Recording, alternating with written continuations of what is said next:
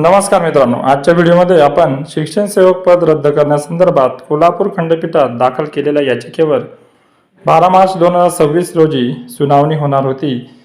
या सुनावणीच्या माध्यमातून शिक्षण सेवकांच्या पद रद्द होण्याच्या दृष्टिकोनातून काही पुढचे पाऊल येते का हे बघणे महत्त्वाचे होते।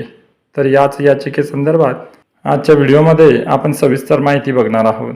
चला तर मग व्हिडिओला सुरुवात करूया। व्हिडिओ आवडला तर व्हिडिओला लाईक करा आणि अशाच प्रकारची शिक्षण सेवक पदाबद्दल माहिती जाणून घेण्यासाठी आपल्या चॅनलला सबस्क्राईब करा व या व्हिडिओतील माहिती आपल्याला जर आवडली तर व्हिडिओला जास्तीत जास्त शेअर करा, जेणेकरून आपला हा व्हिडिओ आपल्या सर्व शिक्षण सेवक बांधवांपर्यंत पोहोचेल आणि सर्व आपले शिक्षण सेवक मित्र यांना या केसबद्दल माहिती मिळू शकेल।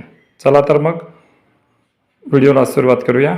12 मार्च 2026 रोजी पार पडलेल्या शिक्षण सेवकांच्या या याचिकेच्या संदर्भात आपल्याला माहिती मिळताना दिसत आहे। तर या याचिकेवर 12 मार्च रोजी सुनावणी होणार होती, परंतु आपल्याला एक अशी माहिती मिळत आहे की या याचिकेला आता पुढील तारीख मिळालेली आहे। 12 मार्च रोजी याचिकेवर फार मोठी काही सुनावणी झाली नाही, तरी या याचिकेसाठी आता पुढील तारीख जून महिन्यातील 29 तारीख देण्यात आलेली आहे। आता या याचिकेवरील पुढील कार्यवाही ही आपल्याला 29 जून रोजी पाहायला मिळणार आहे। तर एकंदरीतच ही तारीख थोडी लेट जरी असली तरी आपण आशा करूया की या तारखेला तरी शिक्षण सेवकांच्या याचिकेवर काहीतरी निर्णय निघेल आणि शिक्षण सेवक पद रद्द होईल।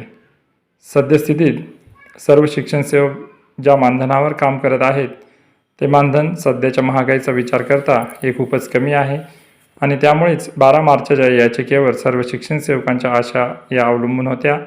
परंतु आता या सर्व शिक्षण सेवकांना या निकालासाठी किंवा त्या याचिकेच्या पुढील कार्यवाहीसाठी जून महिन्याची वाट बघावी लागणार आहे आणि जून महिन्यात आता या केसची पुढील कार्यवाही होणार आहे। तर ही होती शिक्षण सेवकांच्या केसबद्दल एक महत्त्वाची आणि माहितीपूर्ण अपडेट।